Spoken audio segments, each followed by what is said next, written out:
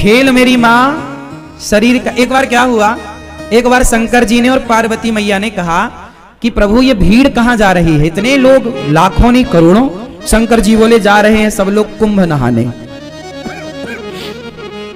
तो पार्वती मैया बोली अरे ये तो सब बड़े पुण्यात्मा हैं। शंकर जी बोले नहीं, ये जा जरूर रहे हैं, लेकिन ये देखने और दिखाने जा रहे हैं। चलो देख आवे कितना बड़ा मेला भरा है, और दिखाने के जी हम भी गए थे, तुम तो गए नहीं। तो ये देखने और दिखाने जा रहे हैं। पार्वती जी बोली नहीं, ये तो सब भक्त हैं और बड़ी श्रद्धा से जा रहे हैं। प्रभु इन सबको दर्शन दो, जितने भी कुंभ नहा रहे हैं सब पर कृपा करो, सब अच्छे लोग हैं। शंकर जी बोले चलो पार्वती जी आप कह रही हो तो हम चेक कर लेते हैं कि इनमें से कितने लोग कुंभ नहाने आए हैं, कितने लोग पवित्र विचारों से आए हैं, चेक करते हैं। तो जहां से सारे लोग आ रहे थे तो उसी रास्ते पर शंकर और पार्वती एक बुढ़ा बुढ़ी बन करके, शंकर जी एक गड्ढे में गिर गए। गड्ढा था गंदा शहर का, वहां पे मलमूत्र इकट्ठा होता था, तो वो गड्ढे में गिर गए। अब गड्ढे में गिरे हैं और गंदगी लगी है शरीर पर। माता पार्वती बूढ़ी सी बन गई, ओ जो गुजरते जाए, ओ बहन, ओ मैया, ओ भैया हमारे पति गिर गए हैं, थोड़ा बचा लो, हमारे पति की मदद करो, हमारे पति की मदद करो, देखो उन्हें बड़ा कष्ट है, बड़ी भूख लगी है और वो ठंडे में सिकुड़ रहे हैं और वो कष्ट पा रहे हैं, गड्ढे में हमसे निकल नहीं रहे हैं, आप जरा मदद करो। तो लोग बोले अरे हमारे गंगा नहाने का टाइम हो रहा है, हम गंगा नहाने जा रहे हैं। हाँ, ये सब क्या गंदगी मचा रखी तुमने। शंकर जी पार्वती जी से बोले देख लो ये गंगा नहा रहे हैं, किसी की मदद कर नहीं रहे हैं और गंगा नहा रहे हैं। पार्वती जी बोली प्रभु कोई तो आएगा। हाँ हाँ कोई आएगा, सबसे कहो। अब पार्वती जी सबसे कह रही हैं भैया हमारे पति जरा कष्ट में हैं, जरा गिर गए हैं, जरा उठाओ, जरा इनकी दवाई कराओ, जरा इनका ख्याल रख लो, हमसे भी चला नहीं जा रहा है। सारे लोग बोले हम तो गंगा नहाने आए हैं, गंगा नहाएंगे, कहाँ तुम फंसा रहे हो, चलो। एक नौजवान लड़का आया, पार्वती मैया बोली भैया हमारे पति को जरा निकालो, गिर गए हैं। बोला हाँ हाँ चलो निकालते। वो आया शंकर जी की मदद करने। शंकर जी की जब मदद करने आया तो शंकर जी बोले भैया यदि तुम हमें निकालने के लिए इस गड्ढे में आओगे तो हम तो निकल जाएंगे, पर तुम फंस जाओगे। तो वो नौजवान बोला अच्छा हम फंस जाएंगे? हाँ फंस जाओगे। तो बोला अच्छा एक काम करो, फिर तुम ही फंसे रहो, हम जा रहे हैं। वो नौजवान वहां से चला गया। कौन फंसे? पार्वती जी देखती रही, कोई नहीं आया। आखिरी में कोई एक सज्जन आए, एक सदगृहस्थ आए, पति पत्नी। जब पति पत्नी आए तो उनसे कहा पार्वती मैया ने कि मेरे पति फंसे पड़े हैं दलदल में, जरा बचाओ। वो गृहस्थ पति बोला, पुरुष बोला कि जी अभी मैं बचाता हूं। शंकर जी बोले कि यदि तुम यहां हमें बचाने आओगे तुम फंस जाओगे। तब उस आदमी ने कहा कि महाराज मैं भले फंस जाऊं, मुझे भले कष्ट हो, पर आपको कष्ट ना हो। मैं फंसूं तो फंसूं, आप ना फंसे, मैं कष्ट उठाऊं तो उठाऊं, आप ना उठाएं। ये कहकर के वो आदमी उस गड्ढे में कूदा, शंकर जी को कंधे पर बिठाया, जोर लगाया, उठाया, बाहर किया। और जब बाहर किया तो शंकर जी ने भी उसे बाहर किया। और जब बाहर किया तो भगवान शिव ने पार्वती जी से कहा देखो इस पूरे कुंभ में केवल ये आदमी कुंभ नहाने आया है, ये परिवार कुंभ नहाने आया। हम लोग किसी की मदद नहीं कर रहे हैं, किसी की हेल्प नहीं कर रहे हैं। किसी की मदद करना यही तो सबसे बड़ा स्नान है। ना जाने किस रूप में नारायण मिल जाएं। कोई आपसे कहे कि भैया हमारी थोड़ी मदद कर दो, तो वो भगवान के रूप में ही तो आपसे मदद मांग रहे थे, आपकी परीक्षा लेने के लिए। इसलिए ये बात केवल मैं कुंभ के लिए नहीं बोल रहा हूं। कहीं भी जाओ, घर पे भी रहो, गांव में भी रहो, गली में भी रहो, अपने शहर में भी रहो, तो सबकी मदद करो। शंकर जी बोले कि तुम फंस जाओगे इस गड्ढे में। बोले फंस जाऊं कोई बात नहीं। जो स्वयं दुखी होकर औरों का दुख दूर करता है वही सबसे बड़ा भक्त है। शंकर जी ने कहा तुम थोड़ी दुखी हो गए, शंकर जी ने उसे दर्शन दिया। और दर्शन क्या दिया? शंकर पार्वती उसे अपने साथ ले गए, चलो वहीं आनंद से रहना। तो ये है दर्शन। अब हम लोग क्या करते हैं, कहीं भोजन बट रहा है, प्रसाद बट रहा है, तो हम स्वयं आगे होकर के अपना लेते हैं और दूसरे की थाली में धक्का लगे तो लगे, उसका गिरे तो गिरे, हमें मिलना चाहिए। मोर पेट हाहू मैं ना देहो काहू। आदमी ये नहीं चाह रहा है कि पहले तुम ले लो, नहीं नहीं, पहले हम। और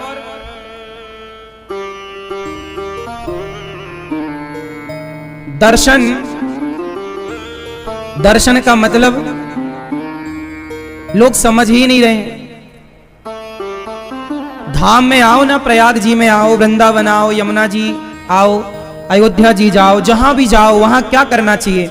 अच्छा ये बताओ, गंगा जी में जब आप डुबकी लगाए तो किस तरफ मुंह करके डुबकी लगाए? स्नान कैसे करना चाहिए? सुनो, स्नान करने की भी एक विधा है। तीर्थों में स्नान कैसे करना चाहिए? सुनो, सबसे पहले गंगा जी जाओ तो जाओ कैसे, पहले ये समझो। अपने कमरे में ही फ्रेश होकर के आधा स्नान अपने कमरे में कर लो। फ्रेश हो जाओ, थोड़ा आधा स्नान कर लो, क्योंकि गंगा अपने आप में एक मंदिर है। गंगा अपने आप में कौन है? मंदिर। तो मंदिर में हम बिना नहाए जाते हैं कि नहा कर? तो गंगा जी जाने के पहले अपने कमरे में मलमूत्र से निवृत्त होकर के मंजन ब्रश कर लो कमरे में, यहीं पे जो व्यवस्थाएं हैं तंबू में, और स्नान कर लो आधा, क्योंकि शौच करने के बाद नहाना चाहिए। तो कमरे में आधा नहा लो। जो कपड़े पहनकर शौच करो वो कपड़े गीले करना चाहिए, वही कपड़े पहनकर नहीं।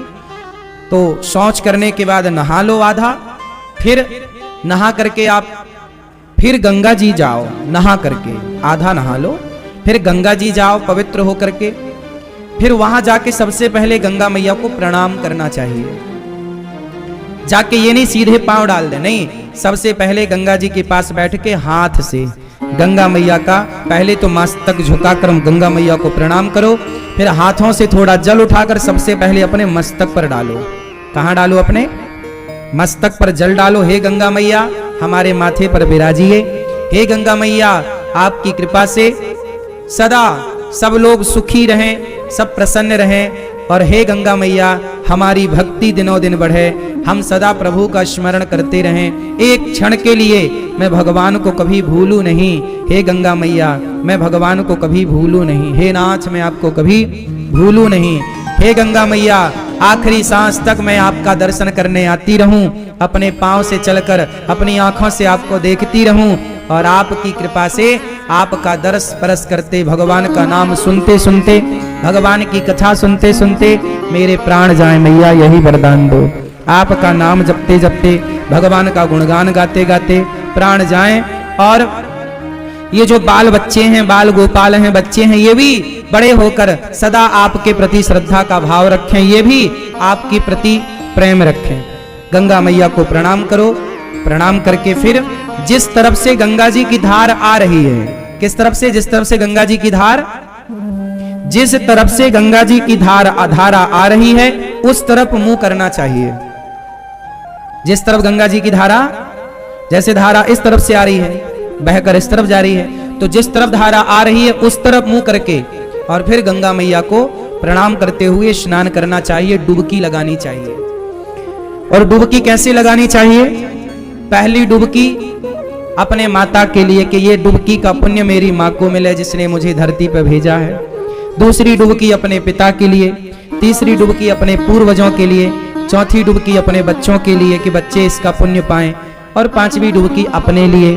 और ये दास अनिरुद्ध, तो जब गंगा जी नहाने जाते हैं ना, तो हम केवल माता पिता और पूर्वजों की नहीं, कथा सुनने जितने भक्त आते हैं, जितने शिष्य हैं, जितने भक्त सुनते हैं कथा, हम सबके नाम की डुबकी लगा लेते हैं। प्रभु ये हमारे सभी भक्तों को इस पुण्य का लाभ मिले, और गंगा मैया जो नहीं आ पाए उन भक्तों की भी एक डुबकी ये दास अनिरुद्ध लगा लेता है कि जो भक्त गौरी गोपाल से जुड़े, जो रामानुज परिवार से जुड़े हैं, जो श्री संप्रदाय से जुड़े हैं, जो जाने अनजाने में टीवी पर भी भागवत सुन लेते हैं, यूट्यूब पर भी भागवत सुनते हैं, जो गौरी गोपाल भगवान के प्रति थोड़ी सी भी आस्था रखते हैं, उन सबके लिए यह दास अनिरुद्ध डुबकी लगाता है। और जो लोग दास अनिरुद्ध को गाली देते हैं, उल्टा सीधा कहते हैं, उनके नाम की भी एक डुबकी लगा लेते हैं कि उनको भी भगवान सद्बुद्धि दें, गंगा मैया उनका भी पुण्य बढ़ाएं, उनकी भी शक्ति बढ़ाएं, ताकि वो सदा गाली देते रहें।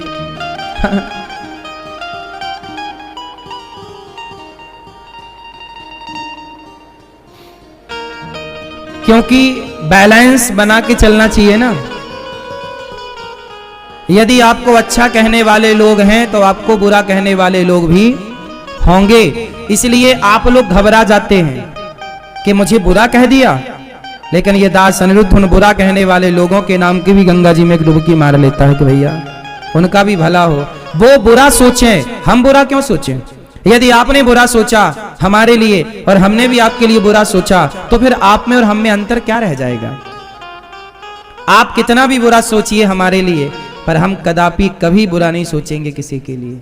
आप सोच रहे हैं वो आपके संस्कार हैं, जो हम सोचेंगे वो हमारे संस्कारों का परिचय होगा। हम क्यों पाप ला दें। आप दीजिए गालियां, हम थोड़ी देंगे। आप अपना स्वभाव का परिचय दे रहे हैं, हम अपने स्वभाव का परिचय दे रहे हैं। जो व्यक्ति स्वप्न में भी सपने में भी किसी का बुरा नहीं सोचता ना मेरी माँ, तुम दिल के साफ बनो बस यहाँ से। जिस दिन तुम यहाँ से सच्चे हो जाओगे ना, दुनिया साथ दे ना दे, भगवान साथ देते हैं मेरी माँ। दुनिया के साथ की जरूरत भी नहीं पड़ती, यहां से अच्छे रहना हृदय से। और भगवान को यहीं की सुंदरता दिखती भी है। निर्मल मन जन सो मोहि पावा, मोहि कपट छल छिद्र न भावा। भगवान कहाँ की सुंदरता देखते हैं, मन की। इसलिए कहता हूं तन को धोया मगर मन को धोया नहीं, बाद गंगा नहाने से क्या फायदा। सबकी मदद करो। कुंभ नहाने आए पर शंकर जी ने परीक्षा ली तो कोई एक ही नजर आया कि ये नहाने आया। जो सबकी मदद करता है वो व्यक्ति वही कुंभ नहाने का फल पा रहा है। सबकी मदद करो, सबका भला करो। ये दास अनिरुद्ध पहली बार जब ये कुंभ में आया तो देखो यहां आकर हमने सबसे पहले सोचा कि यहां अन्य क्षेत्र चलना चाहिए। ये दास अनिरुद्ध जहां जाता है वहां कोशिश करता है कि अन्य क्षेत्र चले। वृंदावन में इतना बड़ा अन्य क्षेत्र चल रहा है, हजारों लोग भोजन कर रहे हैं। प्रयागराज जी में भी गौरी गोपाल अन्य क्षेत्र चल रहा है, हजारों भक्त भोजन कर रहे हैं, सबको पेट भर भोजन मिल रहा है। कितना बड़ा पुण्य है ये माँ, सही है। हमें बड़ी तसल्ली है, अपने हम बड़ा संतोष रखते हैं अपने जीवन में कि बस ये शरीर की सुंदरता ना, शरीर की सुंदरता सोना चांदी से नहीं, शरीर की सुंदरता सेवा से है। तन पवित्र सेवा किया, तन को शुद्ध करना है तो सेवा से करिए। तन पवित्र सेवा किए, धन पवित्र कर दान, धन को शुद्ध करना है तो दान करिए। और मन पवित्र हरि कीर्तन से होत त्रिविध कल्याण, मन को पवित्र करना है तो भगवान का कीर्तन करने लग जाइए, अपने आप मन शुद्ध होगा। सर्वे भवन्तु सुखिनः, सब सुखी रहें, यही भावना होनी चाहिए।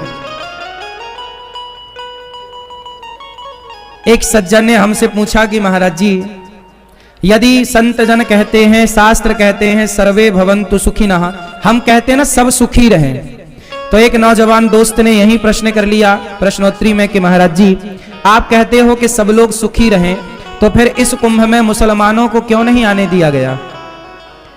सब सुखी रहें तो क्यों नहीं आए वो लोग। हमने कहा भाई कुंभ का गंगा मैया तो सबको पवित्र करने के लिए है, कोई रसखान की तरह भक्त बनकर आए तो सब आए, आतंक फैलाने तो कोई ना आए। कम से कम रसखान की तरह भक्त बनकर आओ तो गंगा नहाने में कहां ऐतराज है, नहाओ ना, डुबकी लगाओ। लेकिन तुम हमेशा यदि गला काटने की बातें करोगे, सनातन धर्म को मिटाने की बात करोगे, तो फिर कैसे स्वीकार होगा? इसलिए हम सबका भला चाहते हैं, लेकिन सबका भला चाहते हैं इसका मतलब ये नहीं कि तुम हमारी बहन बेटियों को गलत तरीके से देख लो, गलत काम करो और हम तुम्हारा भला चाहते रहें। हम सबका भला चाहते हैं, श्री कृष्ण सबका भला चाहते हैं, लेकिन जरूरत पड़ने पर अर्जुन को गांडीव उठाने की प्रेरणा भी तो देते हैं कि सबका भला चाहते हैं हम, पर भला उसका ही तो चाहना चाहिए जो भलाई के लायक हो। यदि आप उद्दंड हैं, बच्चा गलत करता है तो माँ 2 थप्पड़ भी तो जमाती है, वही माँ छाती से लगाकर दूध भी पिलाती है, और वही माँ 2 थप्पड़ भी जमाती है। जहां थप्पड़ जमाने की जरूरत होती है वहां थप्पड़ लगाती है, जहां लाड़ लड़ाने की जरूरत होती है वहां लाड़ लड़ाती है। यही है कि जब समाज गलत रास्ते पर चला जाए, आज के पहले कुंभ लगे थे तो उसमें तो सारे मुसलमान आए और अपनी दुकानें लगाए और सब काम हुआ, लेकिन जब आपने यहीं की रोटियां खाकर, यहीं से पैसा कमाकर इसी सनातन को मिटाने का षड्यंत्र रचेंगे, तब तो देखो मां लाड़ लड़ाएगी तो फिर थप्पड़ भी जमाएगी। हाँ या ना? फिर इसलिए हम सबका भला चाहते हैं। भाई तुम सही देखो, हम सीधे हैं तो तुम भी सीधे हो जाओ, सीधे बन के आओ तो स्वीकार है सब कुछ।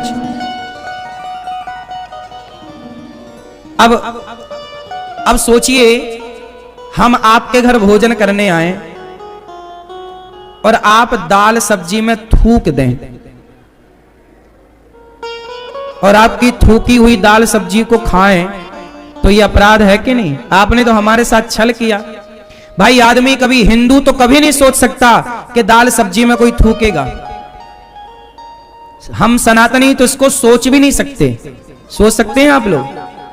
बोलो। हम सनातनी सोच भी नहीं सकते कि दाल सब्जी में कभी सनातनी थूकेगा, लेकिन बहुत सारे लोगों की वीडियो फोटो आपने सोशल मीडिया पर देखी, अन्य विधर्मियों की, जो भोजन में थूक देते हैं। अब बताइए, उनका थूका हुआ भोजन भला इस कुंभ में कौन करे? यदि वो यहाँ पे ढाबा चलाएं तो थूक थूक के चलाएंगे, चाय बेचेंगे तो चाय में थूक देंगे, गन्ने का रस बेचेंगे तो गन्ने के रस में थूक देंगे। कौन चेक करेगा? कम से कम सनातनी कैसा भी है, ये विश्वास है कि वो कभी खाने पीने में तो कम से कम ये सब नहीं गंदगी हरकत करेगा। सनातनी कभी ये गलत सोच तो उसका दिमाग ही नहीं जाता, ये क्यों करेगा? हमारे यहाँ तो खाने पीने के पदार्थों को प्रसाद कहा जाता है, उसमें थूकेगा कौन भाई? मैया काहे खड़ी हो, बैठ जाओ मेरी माँ। इसलिए वो लोग थूक देते हैं खाने पीने की चीजों में। जूस की दुकान है यदि किसी की, विधर्मियों की, तो वो जूस की दुकान में आप देख ना पाओगे, जूस में थूक देते हैं। बताइए हाँ या ना? इसलिए मना किया गया कि भाई तुम्हारा थूक कौन यहां पे खाए।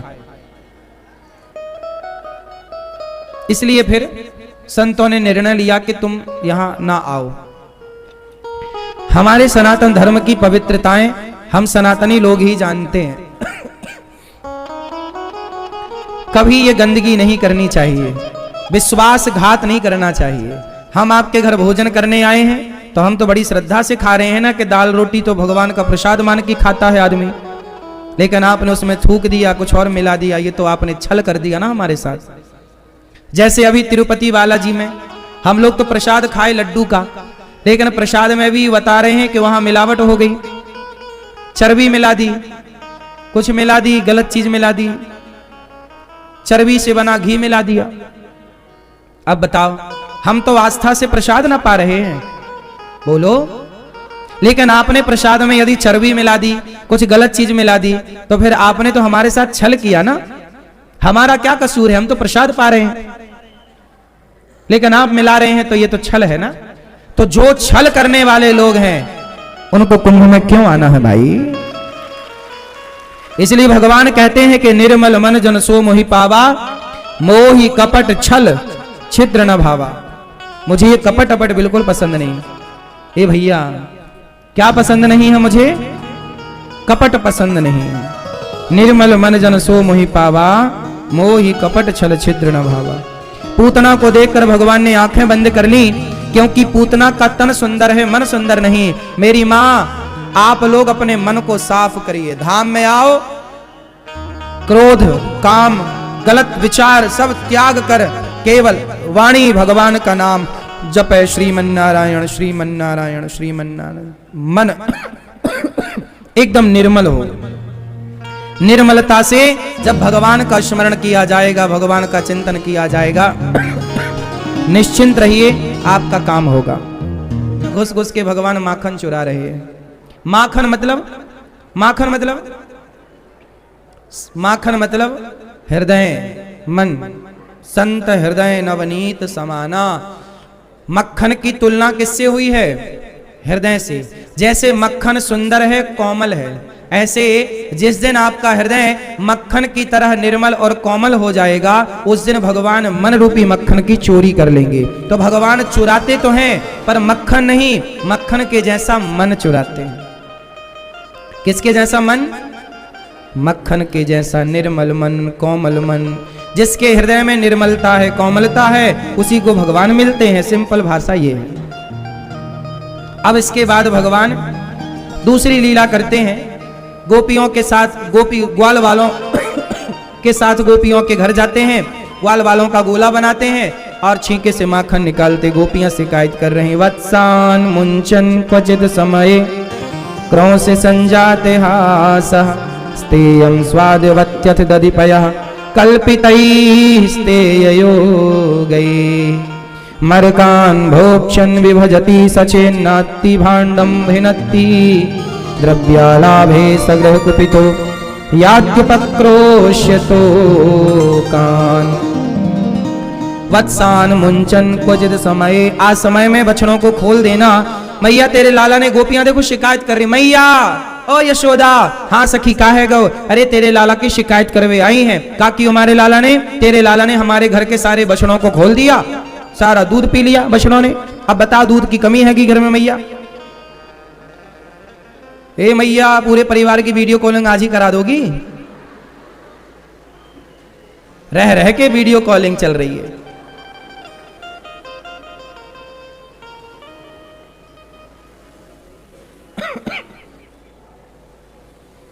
तो मैया यशोदा बोली, चौरे लाला तने चोरी करी, इनके बछड़े खोले? ना मैया, ये सारो दूध पी जाएं, बछड़ों को दूध ही ना पिलाएं। तो मैया मैंने दूध पिलाए भी, किताएं खोल दियो। अरे लाला, तो गोपी फिर दूध कैसे निकालेगी? सखियो, तुम भी कम से कम 2 थन तो बच्चों को पिलाया करो। अरे मैया, बात ऐसी ना है, हम तो बछड़ों को आधो पिलाएं, पर लाला तेरो ऐसो करे। एक दिन याद आ रही के न का क्यों? मैया बोली कि जब ज्यादा उत्पात मचाए, उधम करे लाला, तो तुम आपको डांट दियो करो। अरे मैया, जब हम आपको डांटे, गुस्सा करें, तो हमें देख के ये हंसते ही करके, और जैसी हंसे जात हासा क्रोध संजात हासा, हम गुस्सा करें तो हंस देता, सारा गुस्सा हम भूल जाती हैं। ऐसो तेरो लाला है मैया। ये बंदरों को माखन खवाए, हम गुस्सा करें तो हमें कहे कि सखी तेरो सौभाग्य है कि हम तेरे घर चोरी करवे आए, वरना हमारे घर में मक्खन की कमी है का? तो सखी बोले, जब तेरे घर में मक्खन की कमी ना है तो चोरी काय क्यों करे? तो कन्हैया बोले, अरे मैया सखी, तू जाने ना है, चोरी के माखन के खाएवे में, चोरी को माल खाएवे को आनंदी का छुआ आए, तू का जाने। कन्हैया चोरी करें बचपन में। अच्छा, चोरी कन्हैया क्यों करते हैं? अच्छा, चोरी करना चाहिए। आप लोग चोरी करते हो? क्यों चोरी करते हो? भैया आप चोरी करती हो क्या? पति से पैसा ना चुरा लेती हो? 2.5 लाख रुपया निकले कोरोना, उसमें नोटबंदी के टाइम। भैया आपके निकले थे कि नहीं निकले? कहां से आए? चुरा लिया मैया, चोर कहीं की। हाँ। कन्हैया चोरी करते हैं मक्खन की, और आप चोरी कर लेते हैं पैसों की। वैसे स्त्रियां पति के पैसे चुरा के ना बेचारी दान पुण्य कर देती हैं, किसी भूखे को रोटी खवा देती हैं, किसी अच्छे पैसे चुरा के मैया ने बचाए, उसी पैसे से कुंभ नहाने आ गई मैया लोग। पति के भरोसे रहती तो कुंभ ना नहा पाती। तो बात ठीक है, तुम चोरी कर करके कुंभ नहा रहे हो, ये भी सही है, क्या करो। और पति हाथ उठा के देता भी नहीं है कि ये ले जा। पति लोग बड़े कंजूस हो गए, पत्नियों को पैसे ही नहीं देते। अब नहीं देते तो चुराना तो पड़ेगा, और वो चुरा के दारू तो पीती नहीं है। कि गांजा पी जाती हैं। चुराए हुए पैसे जब पति को जरूरत पड़ती है तो पूरे के पूरे लौटा भी देती हैं। तो मैया लोग सही हैं, लेकिन पुरुष को चाहिए। अच्छा, आपके पति पूरा पैसा देते हैं आप लोगों को कि नहीं? नहीं, कहां रखते हैं? किसे देते हैं पैसा? बोलो, पड़ोसन को हैं? किसे मैया? हैं? बैंक में। मतलब जितना भी पैसा होता है पति अपना तिजोरी अलग से रखते हैं क्या? कि सब आपको लाके देते हैं? बैंक में रखते हैं, बात तो सही है, लेकिन बाकी जो उनका अलग से तो कोई तिजोरी नहीं है पति की है? तो मैया तुम खर्चीली होगी, मिल जाए तो खर्च कर डालती होगी, पति ने अलग से तिजोरी रख ली। पहले जमाने की एक परंपरा थी कि पुरुष जितना भी पैसा कमाता था सारा लाके पत्नी को देता था, क्योंकि पत्नी है लक्ष्मी, और लक्ष्मी को जब धन दिया जाएगा तो कमाया हुआ धन वो भी लक्ष्मी है, और ये तुम्हारी पत्नी भी लक्ष्मी है, तो कमाया हुआ धन वो भी लक्ष्मी, ये भी लक्ष्मी, तो लक्ष्मी लक्ष्मी प्लस हो जाती है, तो धन बढ़ता है। इसलिए पुरुष को चाहिए कि वो पैसा कमाए और सारा लाके पत्नी को दे। और पत्नी का भी कर्तव्य है और धर्म है कि उस पैसे से फिजूल का 1 रुपए खर्च ना करे, वो पैसा बचाए, और पति जो भी भला काम करे, अच्छा काम करे, प्लॉट खरीदे, खेत खरीदे, घर खरीदे, बिजनेस में लगाए, अच्छे काम में लगाए, वो पैसा तुम बचा के रखो, अच्छी जगह यूज हो। पैसे का सदुपयोग ही होना चाहिए। कुछ लोग पैसे का बड़ा दुरुपयोग करते हैं। पैसा मिला तो महंगी लिपस्टिक खरीद के ले आई, पैसा मिला तो साड़ी महंगी महंगी खरीद के ले आई, और साल भर में 1-2 बार पहनने के बाद वो साड़ी कचरा हो जाती है। हाँ या ना? भाई महंगी साड़ी आपने 10,000 की खरीदी, उससे अच्छा है कि 1-1 हजार की 10 साड़ियां खरीदो, 10 बार पहनने के काम आएंगी। वो एक साड़ी तो एक ही बार पहनोगी, खत्म है ना? इसलिए हमें गृहस्थी ऐसे चलाना चाहिए जैसे वो सदा चलती रहे। देखा देखी में ना पड़ो कि उसने 10,000 की साड़ी पहनी तो हम भी पहने। खर्चे जितने कम होते हैं, आज सुखी वही है जिसके खर्चे कम हैं, और आज के युग में परेशान वही है जिसके खर्चे ज्यादा हैं। सही है कि गलत है? इसलिए पत्नियों को गृह मंत्री कहा जाता है। इसलिए घर को संभालना स्त्रियों का काम है, अच्छे से संभालो। तो भगवान कृष्ण कहते हैं कि मैया ये गोपियां शिकायत करने आई हैं, पर तुम इनकी बातों को मानियो मत। मैया बोली, सखियों जब तक तुम हमारे लाला को रंगे हाथों नाए पकड़ोगी तब तक तुम सबन की बातों को हम भरोसा नाए करेंगे। तो गोपियां